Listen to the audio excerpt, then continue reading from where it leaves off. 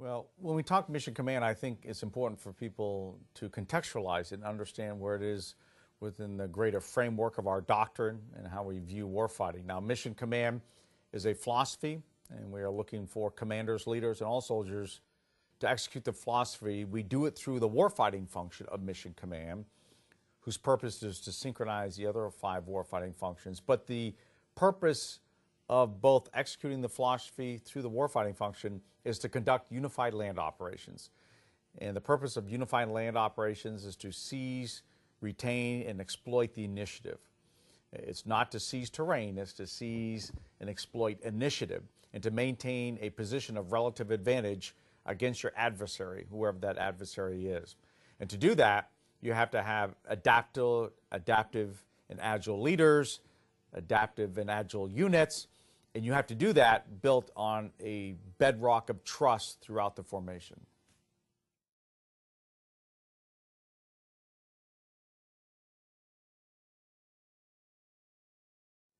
Trust, as I said, is really the bedrock of mission command. And trust runs both ways. It's with superiors to their subordinates, subordinates to their superiors.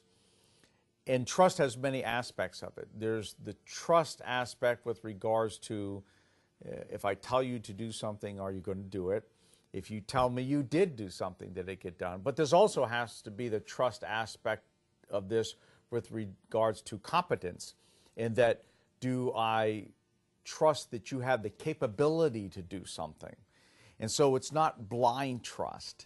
It is trust built upon a relationship and an understanding both of the competence of a unit, the competence of leaders, and the ability for them to get the job done, and then a clear understanding that if I am the commander, you and I have a common understanding and visualization of what my intent is, so now I can trust you to take your capability and accomplish that intent.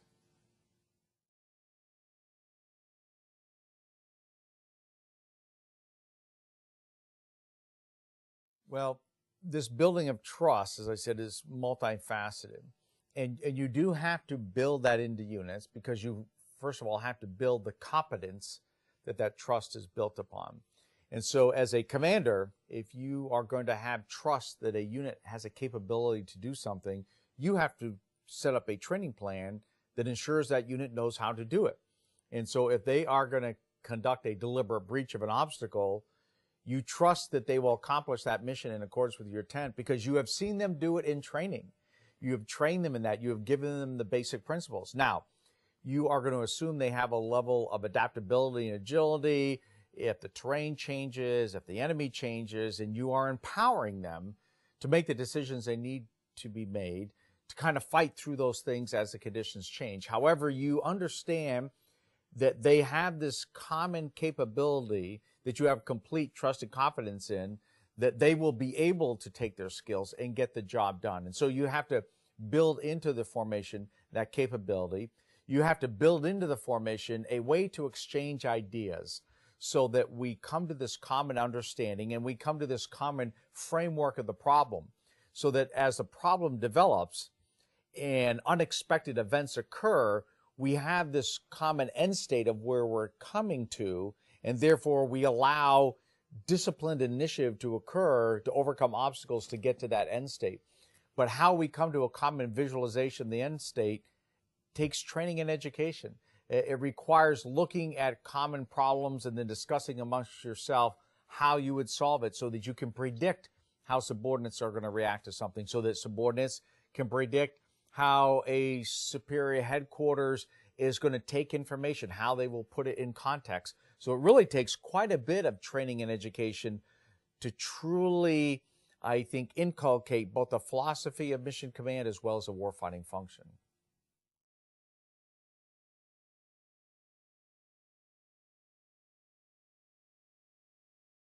I'll start off with planning, how we utilize mission command and specifically the commander's role in it. And I think there are 6 tasks for the commander. The first 3, I think, are very important, specifically during the planning phase, and that's understand, visualize, and describe.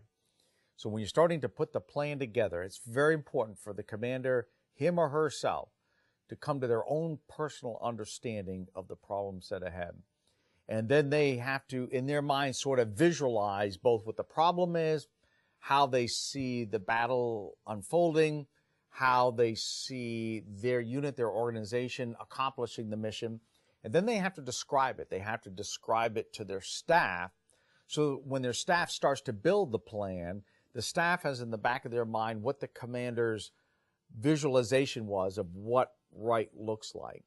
And so the commander is central in the planning part of this, because it is the commander who really is at the center of understanding, because the commander, more than anyone else, through battlefield circulation, through talking with the higher headquarters, adjacent headquarters, has probably the most complete picture of all of the different variables that they're going to have to deal with.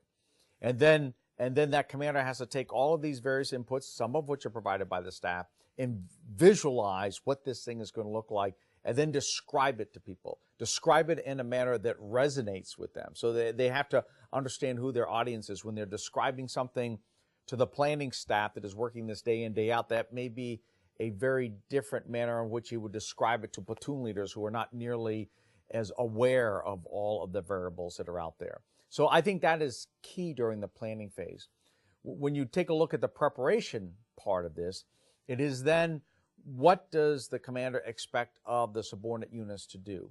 So as they are preparing, it's very important then that the subordinate units are doing just as I spoke that the commander needs to do initially, is engaging this dialogue and giving back briefs. Okay, we're preparing to do this. I think you've told me to do this. I think the end state is this. I think my unit has to do this. And so in the preparation, this dialogue that occurs between echelons, amongst commanders, left and right, higher and lower, is critical, because this is where you're coming up not only with the commander's understanding and visualization, but now a common understanding and visualization. And then when we get into the execution phase, constant assessment and feedback, which again are one of the 6 critical tasks, the assessment piece of it, is the necessary part to make sure that you gain, retain, and exploit the initiative. So you have to assess, where are you? Where is your adversary? One of the principles of the philosophy of mission command is accept prudent risks. So if I understand where I am relative to the enemy and I have a good understanding of that, where can I take risk so that then I can move to a position of advantage? Because as our doctrine says, it's a position of relative advantage, because we understand this is a very volatile and quickly moving situation. So what at one point in time is a position of advantage could in fact eventually become a position of disadvantage.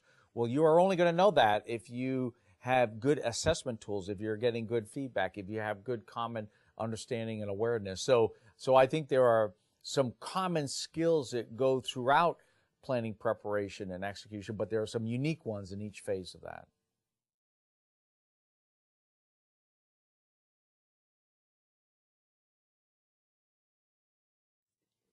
Well, I think the question is key, because some people think in our doctrine that we have replaced command and control with mission command, and that's not true. Command and control is still a key part of our doctrine. Mission command is an overarching philosophy and warfighting function, and in effect, its role is to balance command and control. So we still have command and control, it's still in our doctrine, but we are now looking at it a little bit differently, and we have a warfighting function that balances the two.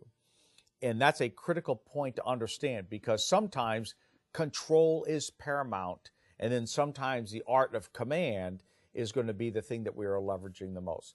Now, and that is why in our previous discussion, when we talked about assessment, feedback, common understanding, and visualization, as those come together, it then becomes clear to the commander sort of which way the scales have to tip on command and control. If it appears that things are happening that are not going to get the commander to his or her end state, if it appears that the subordinate commander now no longer has the same understanding and visualization, I'm not talking about specifically the tactics on the ground, but if their visualization of the end state, if their visualization of what the purpose of this is apparent and is not in line with the commander, then the commander has got to apply control measures to kind of realign that understanding and visualization. Also, control measures allow a level of initiative and agility to occur. And so if everything from boundaries on a map, yes, they are control measures and they're on the map and it allows a level of control, but also enables a level of initiative to occur to say within these control measures, this is your area to operate in. You now have the ability within my commander's intent to operate within here. So it is clearly delineated where this person can operate it, and that where outside of that area, it is the higher commander's purview to give guidance.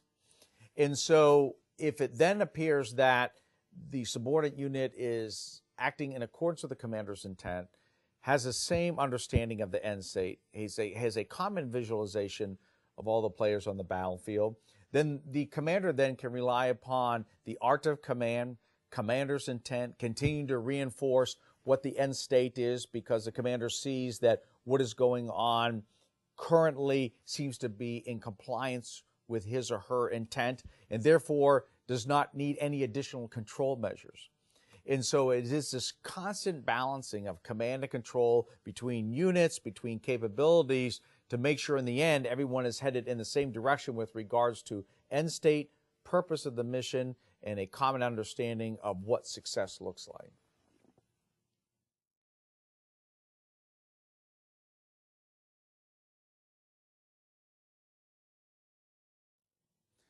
Well, critical and creative thinking really are extremely important to really maximize the power of mission command. One of the principles of the philosophy of mission command is to accept prudent risk and to really understand when you can take risk, what risk is yours to take, how do you mitigate the risk, really requires significant critical thought about what is the end state. If I take risk, what are the opportunity costs? How am I going to mitigate that? And as we work with this shared understanding and we develop cohesive teams both within our organization and outside the organization, it requires critical thinking and adaptability within everybody involved. And so you kind of have to leverage many different points of view, many different ways of looking at the subject. And that's why one of the requirements for a commander is to inform and influence those outside his organization, not only inside his organization. Because we have found that organizations sometimes groupthink will set in.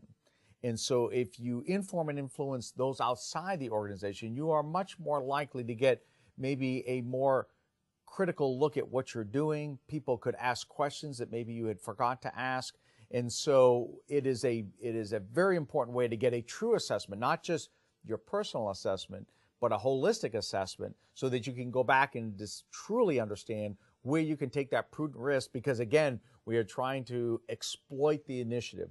Exploiting something almost by definition means you are going to put something at risk, because you are somewhat going to jump off in one direction, take advantage of a window of opportunity. And you are doing that because you are not expending energy in other areas, because you are taking risks there and you are focusing all of your energy there. Well, to know where to do that, you better have thought very carefully about where the risks are, and you better have taken a lot of input from folks and been your own worst critic, so that when you take that risk, you can be fairly well assured it is not going to turn into a gamble.